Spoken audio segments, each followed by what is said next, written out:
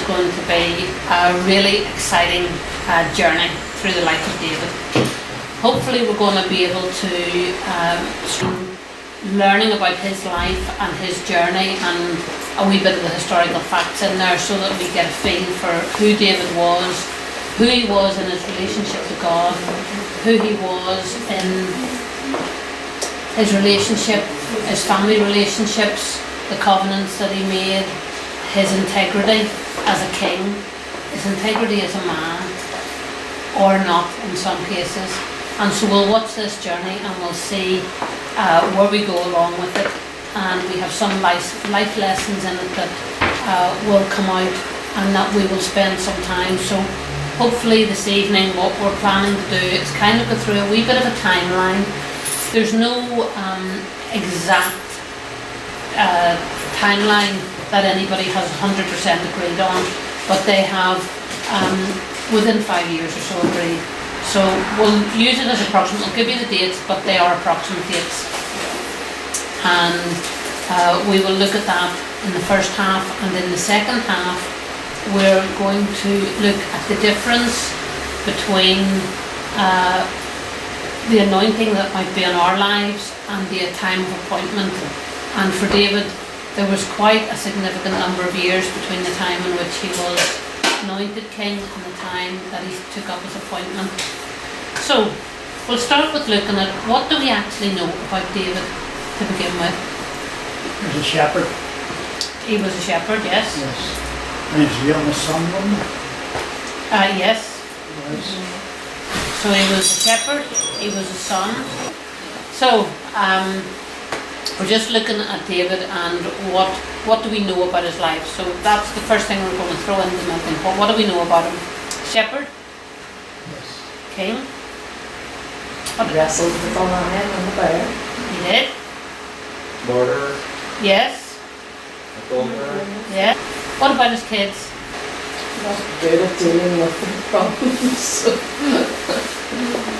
Is there a reason they weren't very good at dealing with their problems? In his own life. Didn't do very well with him. No, sure he didn't. He really didn't. The manner in which David chose to deal with family problems didn't really match up to his leadership qualities in his position as king. But we're actually going to look at those different things because there's a lot of lessons that we can learn in our own lives relating to how David has lived his life, how he had raised up his children, because the Bible tells us, train up your child in the way that they should go, and when they grow old they shall not depart. What about Solomon? I mean, he gave us a lot of writings too. He wrote Proverbs and a lot more besides that wasn't even published in the Bible. What about his life? Started off well. Then his heart was turned away from the Lord, wasn't it? And with many wives. And what they brought in, what did the wives bring in? Other gods. Yeah. And there's lessons in that for us as well, isn't there? One of the big lessons that we can see is David wasn't monogamous. And so we see that a lot of the splits with the children, we're going to see that one of his own children raped his sister, his half-sister. And when you try to mix in different families through different wives, there's going to be jealousies, there's going to be hurts, there's going to be arguments and vying for position. You're going to have favourites, you're going to favour children, favourite wives.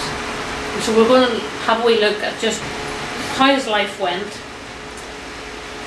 And we'll begin with an approximate timeline. As I say, the scholars have different ideas, but they don't really vary by very much. 5 or 6 years, so we can still get a feel, and the point of this is to get us a feel for King David's life.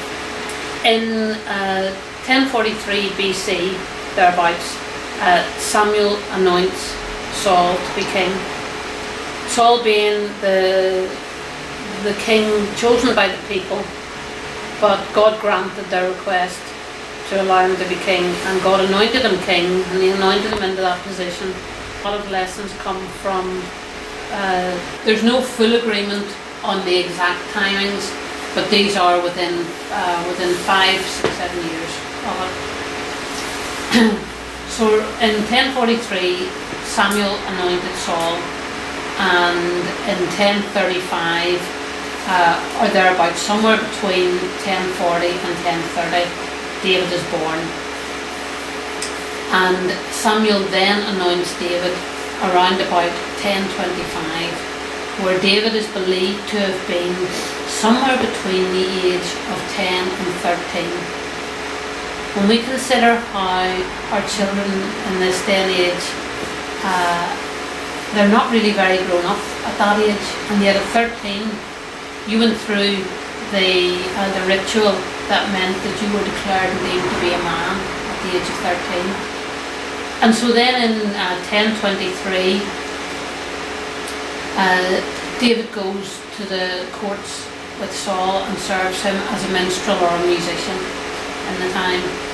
And then in 1020, David kills Goliath, and he's somewhere in the region of 15 to 17 years old. Isn't that incredible, really, when we think about it? In 1010 BC, Saul banishes David from the royal courts, but then he makes him a commander over 1,000 men. These give us just a wee bit of a feel for his life and the ages that he was at whenever he did things. I mean, I've only a few events in here because there's a lot more events I'm going to look at them too. In 1006, after David and Jonathan had spent some time and become very good friends, they made a covenant together, and we'll talk about that on one of the nights as well, and the implications of that.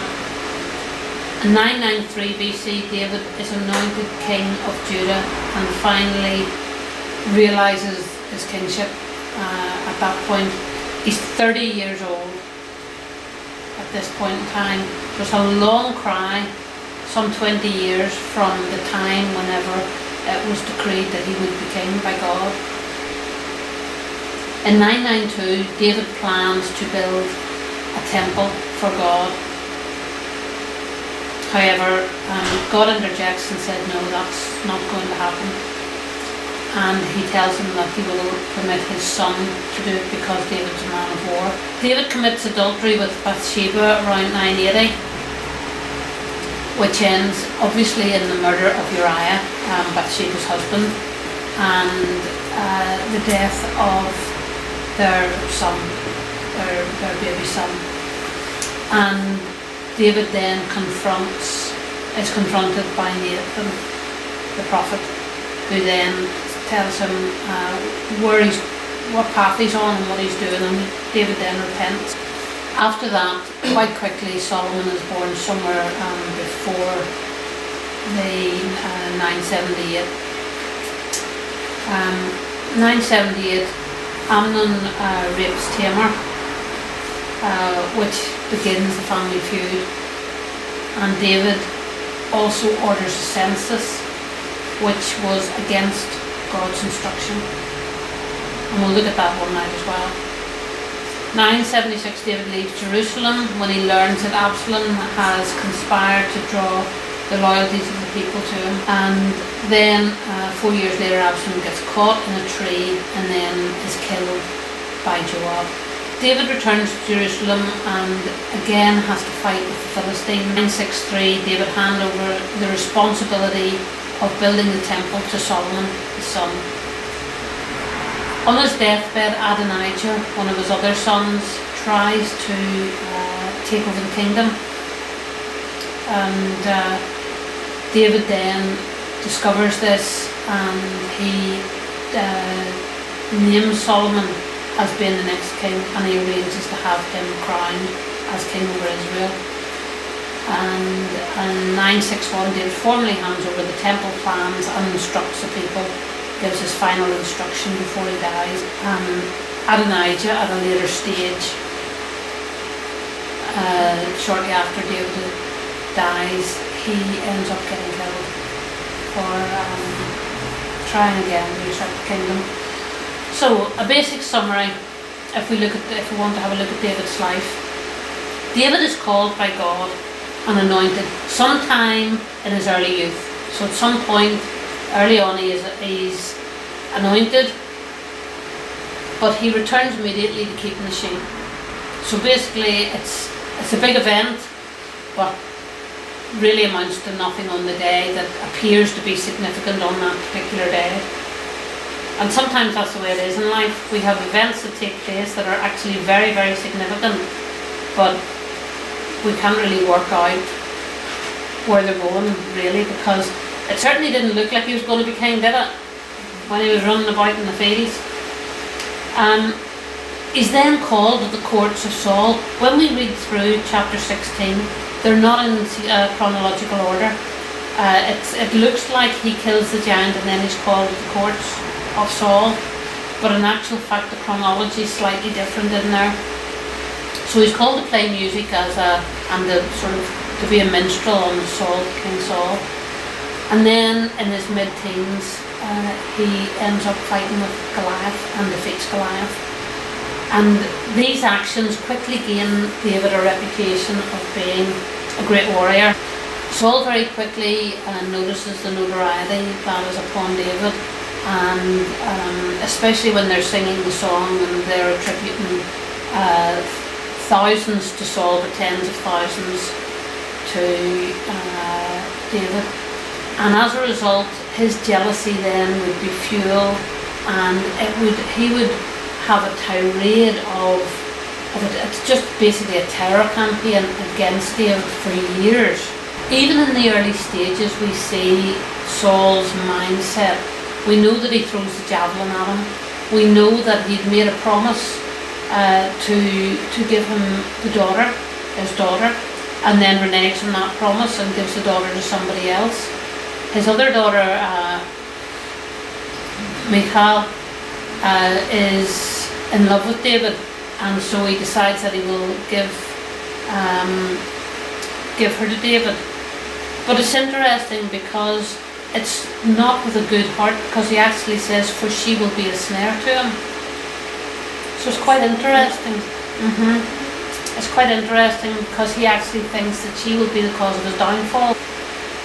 But even before that, before he gives her, he gives a totally unreasonable twist to David, to which David fulfills on more decides the foreskins of the 100 Philistines, and he comes back with 200. However, when he gets Michal to wed, but then she learns that they're plotting to kill David, and she sneaks him out and saves his life. During all this time, David has developed a very strong bond with Saul's son Jonathan, and this would lead to them making a covenant between each other, and ultimately this covenant would be to look after the other one's family. Jonathan is always aware that David is going to be king, and Jonathan has no jealousy towards David for it. He just walks alongside. In the end, at the feast, David says, your father's trying to kill me, and Jonathan said, I'll check it out for you, wait by the stone of Abel. And then through a secret message he would relay whether or not that was true. That word actually means departure, the stone of departure. So he's actually waiting at the stone of departure. We're going to read in 1 Samuel 21.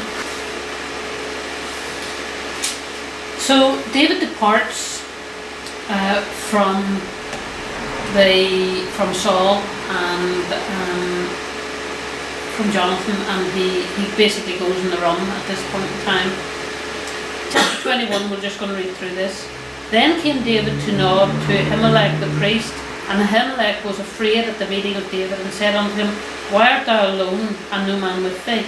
And David said unto Ahimelech the priest, The king hath commanded me a business, and hath said unto me, Let no man know anything of the business whereby I send thee, and what I have commanded thee, and I have appointed my servants to such and such a place.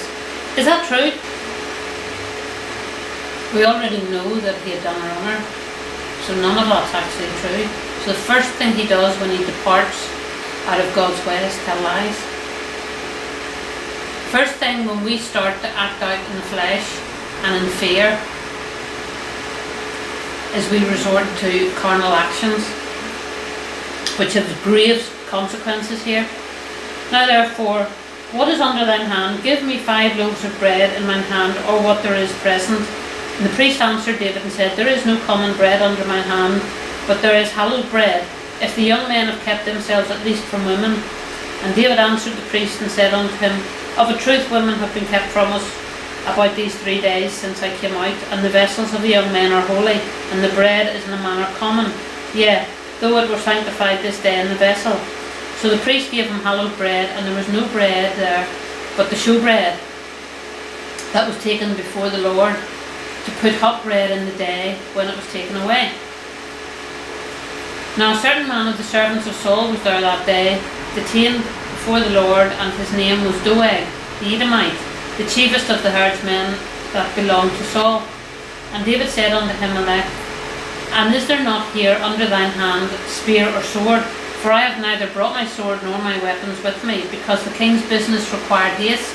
And the priest said, The sword of Goliath the Philistine, whom thou slewest in the valley of Elah, behold, it is here wrapped in a cloth behind the ephod. If thou wilt take that, take it, and there is no other save that here. And David said, There is none like that. Give it to me. And David arose and fled that day for fear of Saul, and went to Achish the king of Gath. There is a verse when it says that the sword that you killed Goliath with, David was willing to stand up to a giant, with all the other giants behind him, with an audience that were mocking him, and to stand and make a declaration that who do you think you are, you uncircumcised Philistine? And yet here he is running, telling lies, being deceitful, being underhand about everything that he's doing. And I believe that this is a prompting from the Lord. Have you forgotten where you came from? Have you forgotten your victories? And the last time when he was brought before the giant and he was challenged, You're nothing but a boy. And he says, Yes. And when the lion came and when the bear came, and he made a declaration of his victories, and then he walked out, and when the Philistine came against him, the first declaration he made about was a declaration confirming his covenant that he had with the living God, and making a statement that Goliath didn't have that covenant, although we will be looking at that again. But when we look at that, here he is being reminded, look, you got your victory with that the last time, but instead it says that he ran in fear. The last time when he was with Goliath, he ran towards Goliath, not away from him. And yet here we find that things have changed, and his confession has changed. We will know what's in, from the abundance of the heart the mouth speaks. His confession in the first place with Goliath was very positive, and it was totally affirming the covenant that he had with the living God. Here we find a man that is running in fear, and he's being a coward. And then, as he is on this path, what happens next? We're in verse 11. And the servants of Achish said unto him, Is not this David the king of the land? Did they not sing one to another of him in dances, saying, Saul has slain his thousands, and David his 10,000s? And David laid up these words in his heart, and was sore afraid of Achish the king of Gath. And they're recognizing that he is a great warrior, and he responds in fear. So the confession of our mouth is really quite important. In verse 13, And he changed his behaviour before them, and feigned himself mad in their hands, and scrabbled on the doors of the gate, and let his spittle fall down his beard, and said, Achish unto his servants, Lo, ye see the man is mad, wherefore then have ye brought him to me? Have I need of madmen, that you have brought this fellow to play the madman in my presence? And shall this fellow come into my house? And you know, this whole sorry affair brought about the death of the high priest, and I believe it was, I think there's 80 other priests were killed alongside him. And in verse 19 of chapter 22. And Nob, the city of the priests, smote he with the edge of the sword, both men and women, children and sucklings and oxen and ass and sheep, with the edge of the sword. And one of the sons of Ahimelech, the son of Ahitub, named Abiathar, escaped and fled after David. I mean, when we look at all of the killings that were a result of David's misbehaviour, really, it's interesting that through fear our actions completely change, and we, instead of behaving in a godly manner with integrity, here we find David is ungodly, certainly not behaving like a future king, and he is devious. His integrity is completely gone. He has no self-respect at all, and he's displaying basically carnal traits here.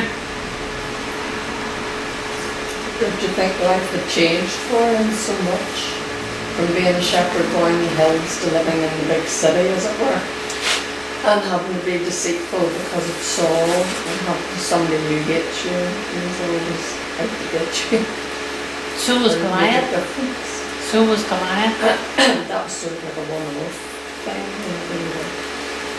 But he had had previous victories. But I think that he lost focus of the vision. You know, because so many things had happened, this prophecy that was spoken over his life, how could it possibly come to pass? And he felt defeated, and so he behaved defeated. And that's exactly right. Because of the constant circumstances, our enemy is very wearisome. And when I was at the doctor with Peter just a few weeks ago, and they were talking about pain management, and he says, unfortunately, he says pain has an eternal amount of energy. And I thought, you know what, that really describes our enemy that comes against us. They are just boundless in their energy, constantly coming at us with circumstance after circumstance after circumstance. We get weary whenever the circumstances come against us.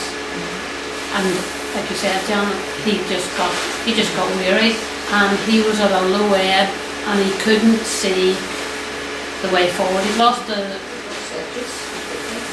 Yeah, but I think the biggest thing, once you lose the vision, there's a hopelessness comes along with it, and that's what he was presenting, hopelessness in the situation. I mean, to change his confession from where he had been, and I mean, we do get reminders sometimes that we are on the winning side, but sometimes we are like David and we just take the sword that we won the battle with the last time and don't do anything with it, run away with it, you know. And it's easy, and you know, it's easy to criticise another person when they're in that situation and forget to realise that when we're in that situation we behave exactly the same way. It was very easy to criticise David because David's supposed to be this great man after God's own heart. So it's very easy for us to come in with criticisms about how he behaved. But the reality is, how different are we whenever we're faced with the circumstances that the enemy chooses to fire in our direction? And he certainly had his belly full of circumstances all through his life, albeit that a lot of them were his own making. Not the issue with Saul, but we are going to see that a lot of the issues that are coming from that arena and from the Philistines actually are operating in the flesh. And it's, I mean, our biggest enemy and our most persistent enemy in life is the flesh.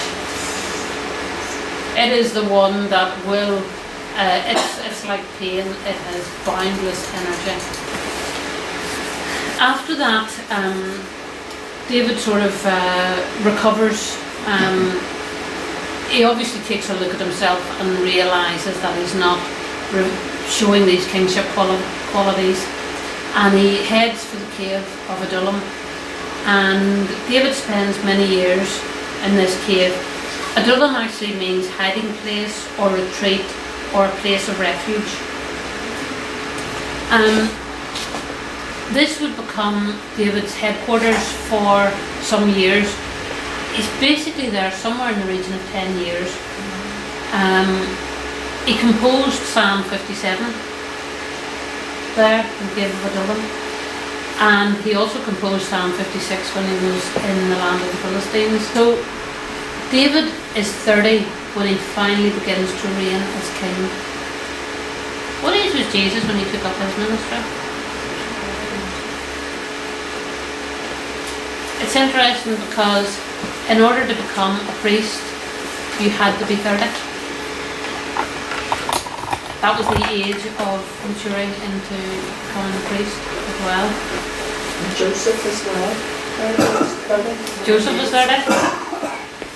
It is interesting, isn't it? Because he's another type of Jesus as well. And he also had, his training ground was not one that any of us wants. And if you were told you were going to be king, and then you were told that you had 20 years to train for it in the back of beyond, in the back of caves, being hunted down every single day by your enemy who wanted to kill you. It wasn't just any enemy, but the king of the land. How much would you want to pursue that goal if you knew the cost involved? It's a heavy cost, isn't it? Joseph was given these wonderful dreams. Wasn't, I mean, like, those were just class dreams, weren't they, to be given? You know, everybody's bowing down to you. And the next 2 days you're down a well and you're being sold into slavery. It doesn't look like that's the fulfillment of the dream. The things in our lives from God don't always look like they're from God. And yet the training ground for our character development, it comes in those times. Your training does not come in the good times. You sail through the good times. If it's not a problem in life, then you don't know how to handle the problems. It's during the times of our problems in life that we start to see things in a very different way. From there, how long does he reign for? How long has he ever reigned for?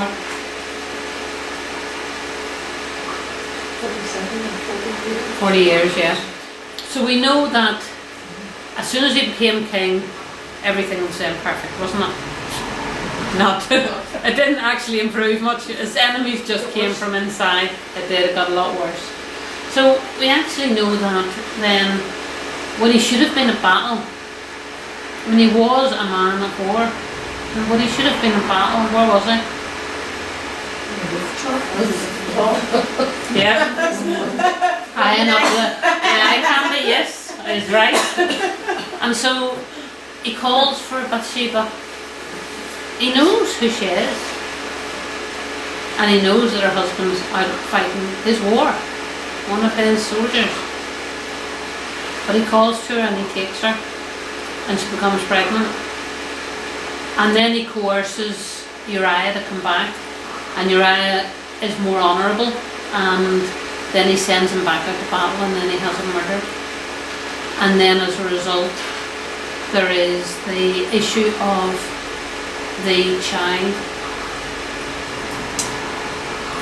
That's a very interesting one, because that's very much a case of reaping what you've sown. That there's a judgment is pronounced on the baby because of the offence. A lot of controversy over the doctrine behind all of that, about how much judgment is passed on the New Testament believer, because we're under this age of grace, and yet the laws of sowing and reaping still apply. But God didn't let the baby live. It's interesting, but we'll look at that when we get to there.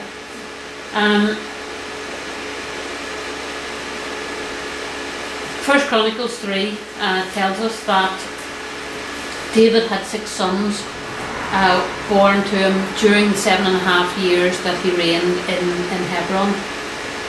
These 6 sons were Amnon, Daniel, Absalom, Adonijah, Shephatiah, and Ithiam. And David reigned in Jerusalem then for 33 years. He had 4 more sons with Bathsheba, Shammua, Shobab, Nathan, and of course Solomon. And he had another 9 sons, and there was 9 other sons that were named, which was totaling 19 sons that were named. And of course, there were daughters. The daughters are rarely named. We do know that he had Tamar and Dinah.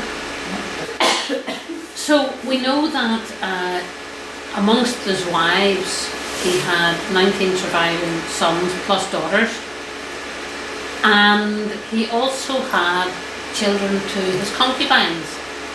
And we wonder why Solomon thought that it was reasonable to have all those wives and concubines. But there's also a question arises here. How can you seriously raise all your children effectively in a situation like that? How can you be a father, a godly husband and a godly father, if your time is split so much between that and trying to rule the land as well? And whilst the primary responsibility for raising the children at that time would have fell on the shoulders of the mother, there isn't any way that he could have possibly have had his time spread across all of the children and been effective as a father. It's just an observation. The Lord had decreed that the sword would not depart from David's house as a result of his own actions against Uriah. And as a result of all of the things that we've talked about here, his sons were rebellious, right up to the point where Amnon raped his sister Tamar, or half-sister. And then Absalom had become very angry and he had him killed. And then he himself headed up a rebellion against his father, which ended with his own death when he was hung on the tree and then killed by Joab. And then the other son, Adonijah, had tried to usurp the throne when his father was dying.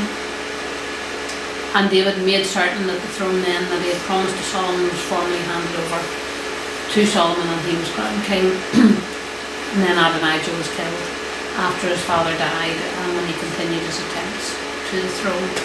So